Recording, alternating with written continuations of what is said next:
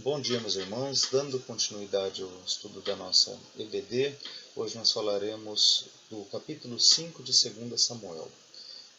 Davi, após ser ungido rei, está ali iniciando o seu reinado ali em Hebrom e recebe líderes de outras tribos que vêm ali confirmar essa liderança, de certa forma prestigiar essa liderança de Davi. Lembrando que em Jerusalém havia ficado Isbosete, que era um dos filhos de Saul, porém Isbosete foi covardemente assassinado ali, morto pelos seus chefes da guarda, pelos seus guardas, algo assim.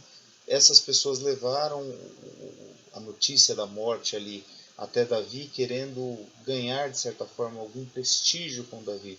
Porém, Isbosete não esboçava nenhum perigo contra Davi. Não havia ali uma guerra, ele não era perseguidor de Davi como foi Saul.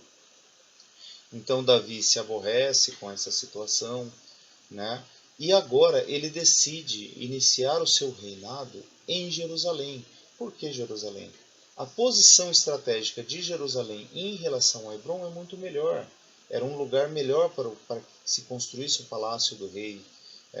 Estava geograficamente melhor localizado. Porém, em Jerusalém havia um povo chamado Jebuseus. A cidade, inclusive, chamava-se Jebus Salém, que era terra de paz. Esses Jebuseus estavam ali há muito tempo. Desde a época em que Josué vai com o povo ali, com o povo hebreu, conquistar a terra prometida, esses jebuseus já estavam ali. Eles faziam parte dos 7 reis cananeus, que eram os amorreus, os jebuseus, os heteus, os perizeus, todos aqueles povos já viviam ali. E a cidade, ela também tinha uma condição de defesa muito boa. Ele estava no alto de uma montanha, cercada por vales. Esses vales dificultavam a chegada dos exércitos inimigos e também favorecia a cidade, porque a cidade, por estar no alto de uma montanha, tinha um acesso mais fácil à sua defesa. A sua defesa era melhor.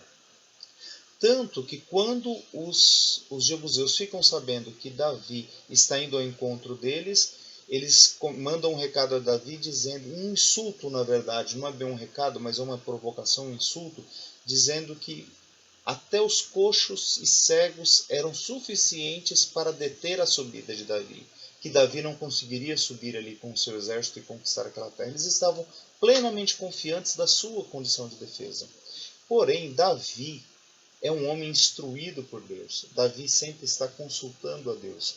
E é interessante, alguns detalhes dessa batalha eu só consegui encontrar no livro de Crônicas, que são os registros ali do legado do rei. E ali tem uma explicação bem interessante que vai estar também nos comentários, que os irmãos podem acompanhar. Mas eu sugiro que, ao lerem o capítulo de 2 Samuel, o capítulo 5 de 2 Samuel, também leiam Crônicas capítulo 12. É bem interessante, fala um pouco sobre essa batalha.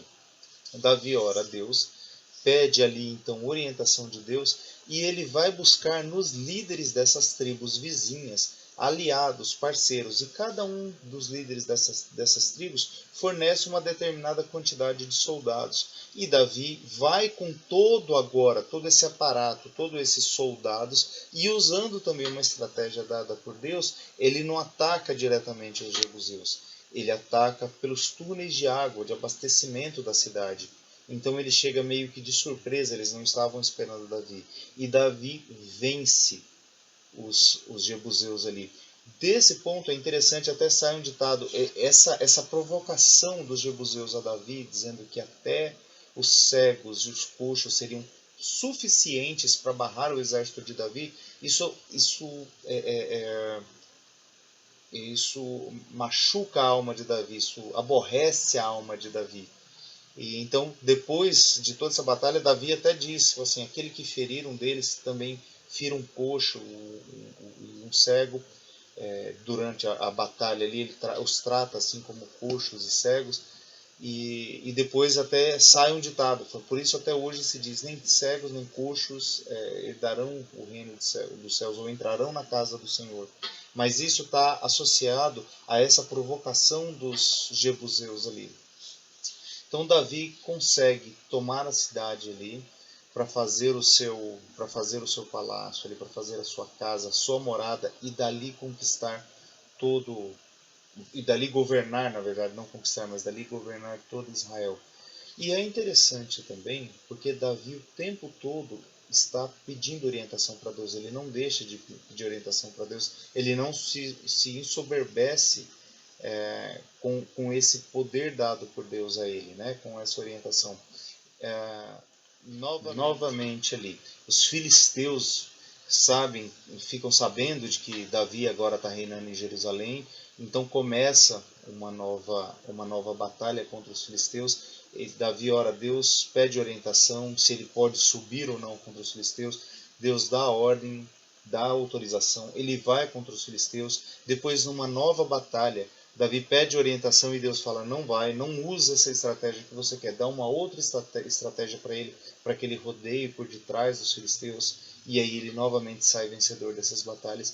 E isso vai fazendo com que o povo tenha confiança em Davi, porque sabe que Davi é vencedor porque tem Deus ao lado dele. Davi deixa isso bem claro o tempo todo, que é o exército do Senhor, é o povo do Senhor. Davi louva a Deus e honra a Deus com a vida dele, inclusive com as vitórias dele.